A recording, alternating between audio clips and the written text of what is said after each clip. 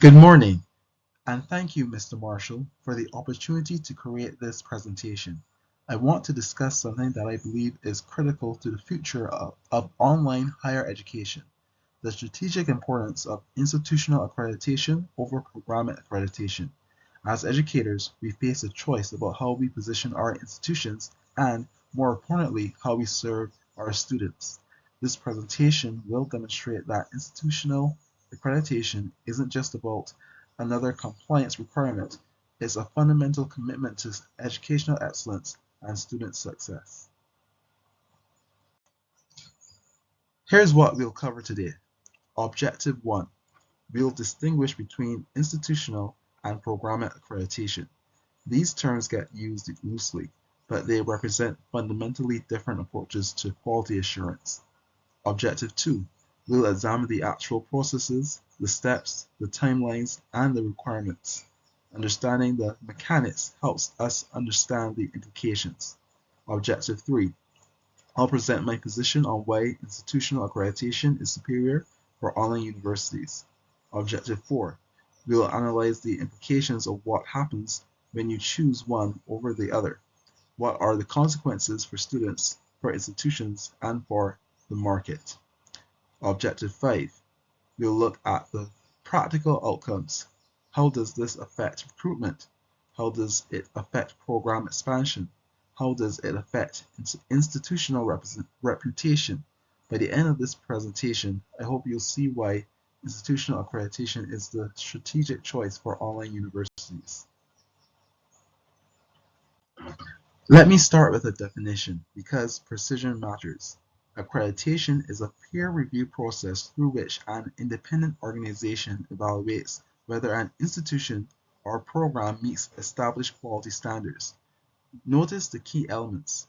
It's peer review, meaning educators evaluate educators. It's independent, meaning there's no conflict of interest. It's based on established standards, meaning there's consistency and rigor. The purpose of accreditation is threefold. First, it guarantees quality education. When an institution is accredited, it means qualified peers have verified that the education meets recognized standards. Second, it enables credit transfer. Students can move between institutions without losing credits. Third, it provides access to government funding. Without accreditation, students can't access government financial aid. These aren't minor functions, these are essential to how higher education operates. Accreditation is the mechanism by which we assure quality and enable access. It's foundational. Institutional accreditation takes a holistic approach. When an institution pursues institutional accreditation, the entire organization is evaluated, not just one program, but the complete institution. What gets evaluated? The institution's mission and how well it's executed, the governance structure and decision-making processes, financial stability and resource management, academic programs across all disciplines, faculty qualifications and professional development, student support services and their effectiveness, the institution's commitment to continuous improvement, and assessment.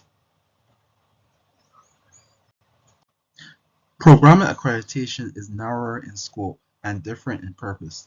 Instead of evaluating the entire institution, it evaluates specific academic programs, departments, or schools. For example, an engineering program accredited by ABET, a business school accredited by AACSB, a medical program accredited by LCME. Each of these is a specialized accreditor focused on one discipline. What's the purpose? To ensure that specific programs meet industry standards and adequately prepare students for professional practice and licensing. It's discipline specific, not institution wide. Who does the evaluating? Specialized professionals, specialized professional accreditors. These are experts in their field. They know nursing, they know engineering, they know business. They're not generalists, they're specialists. What's the focus? Discipline-specific standards and professional preparation. The accreditors are asking, does this program prepare students for professional practice? Does it meet industry standards? Will graduates be able to pass licensing exams? Specialized accreditation serves an important purpose, but here's the critical point. It only accredits that specific program. It doesn't evaluate the institution as a whole. It doesn't verify institutional governance, financial stability, or support services. It's narrow by design. Let me lay out the key differences in a structured way. I've created this comparison table to show you exactly how these two approaches differ. Scope. Institutional accreditation evaluates the entire institution. Programmatic accreditation evaluates specific programs. This is the fundamental difference. Accreditors. Institutional uses regional and national agencies. Programmatic uses specialized professional bodies. Different organizations, different expertise. Timeline. Institutional takes 18 to 24 months for initial accreditation. Programmatic takes up to 12 months. Institutional is more thorough, which takes more time. Site visits. Institutional requires a preliminary visit plus a full team visit. Programmatic has an optional preliminary visit. More visits means more scrutiny. Government aid, government aid eligibility. The critical difference. Institutional accreditation is required for government financial aid. Programmatic accreditation does not enable access to government aid. Let me emphasize that last point because it's crucial. Government aid is how most students pay for higher education. Without institutional accreditation, your students cannot access government grants, student loans, or work-study programs. That's a massive limitation. Let's walk through the institutional accreditation process step by step. Understanding the process helps you understand why it's rigorous and comprehensive. Step 1. Eligibility review and application. The institution first confirms it meets basic eligibility requirements. These requirements are outlined in the accreditor's manual and typically include things like the institution must be legally authorized to operate. It must have a clearly defined mission. It must have adequate financial resources, and it must have qualified faculty. Once eligibility is confirmed, the institution completes a formal application packet. This includes institutional documentation, organizational charts, bylaws and policies, mission statements and strategic plans, evidence of financial stability, audited financial statements, and budget projections, faculty credentials and qualifications documentation. The application review typically takes 2 to 4 months. The accreditor staff reviews the application to ensure completeness and that the institution meets basic requirements. Once the application is approved, the institution moves to the self-study phase. This is where the real work begins. The institution is essentially saying, we're ready to be evaluated comprehensively, and the accreditor is saying, okay, let's see if you're right. Right. Step 2. Comprehensive self-study. This is the most intensive phase, typically lasting 12 to 18 months. The institution conducts an extensive self-evaluation examining all aspects of institutional operations against the accreditor's standards. Here's what's important. This isn't done by administrators alone. A self-study team is formed that includes faculty, staff, administrators, and students. This collaborative approach serves multiple purposes. First, it ensures a comprehensive evaluation because you have diverse perspectives. Second, it builds institutional buy-in because people are involved in the process. Third, it creates ownership of continuous improvement because people have invested in identifying areas for growth. What does the self-study examine? Academic program quality across all disciplines, student learning outcomes. What are students actually learning? Faculty development and professional growth, student support services, advising, counseling, tutoring, and technical support. Also, is the institution achieving its mission? The result is comprehensive written report, typically 100 plus pages, that demonstrates how the institution meets each accreditation standard and identifies areas for improvement. This isn't a rubber stamp exercise. This is genuine institutional self-reflection and planning. Step 3. Preliminary site visit. A preliminary evaluation team visits the campus for 2 to 3 days to verify the self-study findings and assess institutional readiness. Who's on this team? Peer reviewers from other institutions. They are experienced educators and administrators, not bureaucrats. They understand higher education because they work in it. What do? They verify self-study accuracy. They assess institutional capacity. They identify compliance gaps. They evaluate online infrastructure, which is critical for online universities. They want to see your learning management system, your technical support, and your student services. They conduct interviews with stakeholders, students, faculty, staff, and administrators. They tour facilities. They review documentation. They observe classes if possible. At the end, they provide feedback and recommendations. Sometimes they identify concerns that need to be addressed before the full team visit. This is actually valuable because it gives the institution a chance to strengthen its position. Step 4. Full accreditation team visit. This is the comprehensive evaluation. A team of 5 to 10 peer reviewers conducts an intensive 3 to 5 day on-site visit. The team includes academics and administrators from other institutions. They represent different disciplines and different types of institutions. They are experienced evaluators who have done this multiple times. What do they examine? Everything. They conduct campus tours and facility reviews. They meet with stakeholders, students, faculty, staff, administrators, board members. They review documentation like policies, procedures, assessment data, financial records. They assess compliance with accreditation standards. For online universities, they pay particular attention to technology infrastructure, learning management systems, student support services, and how well online students are supported. The team activities are structured but thorough. They might attend classes, they might review student work, they might examine assessment data, they might interview students about their experience. They're trying to get a complete picture of the institution. At the end of the visit, the team prepares a detailed evaluation report with findings and recommendations. This report is submitted to the Accrediting Commission for the final decision. The institution gets a copy and has an opportunity to respond to any factual errors.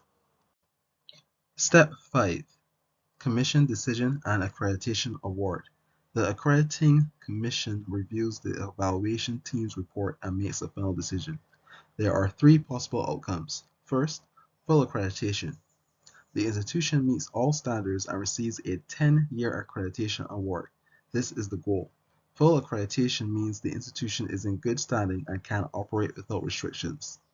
Second, conditional accreditation. The institution has minor deficiencies but must address them within a specified time frame, typically 1 to 2 years. The institution remains accredited but must submit a follow-up report demonstrating that the deficiencies have been addressed. Third, denial. The institution has significant deficiencies and accreditation is not awarded. This is rare, but it happens. If an institution is denied, it loses accreditation and cannot participate in government financial aid programs. Once accredited, the institution must submit annual reports to the accreditor. These reports update the accreditor on any significant changes, new programs, leadership changes, financial issues. The institution also undergoes a comprehensive re-accreditation review every 10 years. So institutional accreditation is not a one-time event. It's an ongoing commitment to quality and continuous improvement. The institution must maintain standards year after year. Now, let's look at programmatic accreditation. The process is similar in structure but different in scope and timeline. Key differences from institutional accreditation. First, the timeline is shorter, up to 12 months instead of 18 to 24 months. Programmatic accreditation is faster because it's narrower in scope. Second, the preliminary visit is optional, not required. Some programs choose to have a preliminary visit, others go straight to the full evaluation. Third, The standards are discipline-specific. The accreditor is evaluating whether the program meets standards for that specific discipline, not whether the institution as a whole is well run. Fourth, the reviewers are subject matter experts in that discipline. They know the field deeply. They understand what employers expect. They understand what licensing exams require. Fifth, the evaluation is program focused. The accreditor is asking, does this program prepare students for professional practice? Does it meet industry standards? Will graduates be able to pass licensing exams? The process steps are program application submission, program self-study preparation, optional preliminary site visit, full evaluation team visit, and commission decision. So programmatic accreditation is faster and more specialized. But here's the limitation. It only accredits that specific program. If you have a nursing program that's accredited, that's great for nursing students. But what about your business students? What about your general education? What about the institution's financial stability or governance? Programmatic accreditation doesn't address any of that. Now I want to make the case for why institutional accreditation is superior for online universities. I'm going to give you 4 strategic reasons. First, comprehensive scope. Institutional accreditation evaluates the entire university's infrastructure, governance, financial stability, and all academic programs. For online universities, this is critical. Online education requires robust technology infrastructure, reliable student support, services, and strong institutional governance. Institutional accreditation verifies all of this. It ensures consistent quality across the entire online learning ecosystem. Second, government financial aid eligibility. Only institutional accreditation qualifies universities for government financial aid programs. This is not a minor point. This is fundamental. Government financial aid grants and loans is how most students pay for college. Without institutional accreditation, your students cannot access government aid.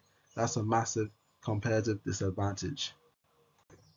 Now, what are the implications of choosing institutional over programmatic? Government aid. Institutional accreditation enables financial aid eligibility for students. Programmatic does not. That's fundamental. Institutional scope. Institutional evaluation evaluates the entire university. Programmatic evaluates just specific programs. Large parts of your institution are never evaluated without institutional accreditation. Program expansion. Institutional support growth. Programmatic limits you to accredited programs. If you want to add new programs, you need new accreditation for each one. These implications are significant. They affect student recruitment, institutional growth, and your ability to serve students effectively. Let me make this concrete by talking about what this means for students. With institutional accreditation, students have access to government financial aid. They can transfer credits to other institutions. Their degree is recognized by employers. They are eligible for professional licensing if needed. They can pursue graduate education, and they know the quality is assured across all programs. Without institutional accreditation, if you only have programmatic accreditation, students cannot access government financial aid, credit transfer is limited or uncertain, graduate school acceptance is uncertain, the institution's quality isn't verified, and they might not be eligible for licensing. Now let's look at this from the institution's perspective. What does accreditation mean for the university's future? With institutional accreditation, you attract more students. You can expand programs. Your institutional reputation improves. You can fundraise more effectively. Your governance quality is verified, and you have a competitive advantage in the market. Without institutional accreditation, you have limited student recruitment. You can't expand to new programs. Your institutional credibility is questioned, fundraising is challenged, your governance isn't verified, and you're vulnerable to competition from accredited institutions. Think about the strategic implications. If you're an online university trying to grow, Institutional accreditation is essential. It opens doors, it enables expansion, it builds reputation. Without it, you're constantly fighting an uphill battle to convince students and employers that you're legitimate. Now, I want to address something that might be on your mind. Are the quality standards for online programs as rigorous as for on-campus programs? The answer is yes. In fact, in some ways, they're more rigorous because online education requires more intentional design. Let me break it down. Let me break down the quality standards that accreditors use for online programs. Curriculum and instruction. Rigorous course design, evidence-based teaching methods, consistent learning outcomes, and compliance with frameworks like Quality Matters. This isn't watered-down education. This is intentional, well-designed education. Online courses need to be designed carefully because there's no face-to-face interaction to compensate for poor design. Technology and infrastructure. Reliable learning management systems, adequate teaching support, data security and privacy, and accessibility compliance. Online universities need robust technology. Accreditors verify this. They want to see that the technology works, that students can get technical support, and that the system is secure. Faculty and support. Faculty training in online pedagogy, student support services, academic advising availability, and career counseling services. Online students need support. Accreditors ensure they get it. They want to see that faculty are trained to teach online, that students can get advising, that career services are available, assessment and improvement. Student learning assessment, program evaluation, continuous improvement plans, and outcome measurement. Accreditors want to see evidence that students are learning and that the institution is continuously improving. They want to see data, not just promises. Let me summarize the key takeaways from everything we've discussed. On the left, institutional accreditation benefits. It evaluates the entire institution, it enables government financial aid, it ensures quality consistency, and it supports institutional growth. These are fundamental benefits that affect everything the institution does. On the right, why it matters for online universities. It validates online quality. It says online education is just as good as on-campus education. It supports student success. It ensures students have the support they need. It builds institutional trust. It demonstrates that the institution is legitimate and well-run. It enables program expansion. It allows the institution to grow, and it provides competitive advantage. It differentiates the institution in the market. Here's the bottom line. Institutional accreditation is the comprehensive, rigorous approach to quality assurance. It's not just about accrediting one program, it's about ensuring that the entire institution is committed to quality and student success. For online universities, this is essential. Online education is growing. More students are choosing online programs. We need to ensure that these programs are high quality. Institutional accreditation is how we do that. It's the standard. It's the expectation. It's the right thing to do. So here are my references for this presentation. As you can see here, you can take a look. And here are the remaining references. As you can see, this is based on current research and authoritative sources. The most recent publications are from 2024 and 2025, so this is current information. Let me wrap up with a final thought. Institutional accreditation is the gold standard for online universities.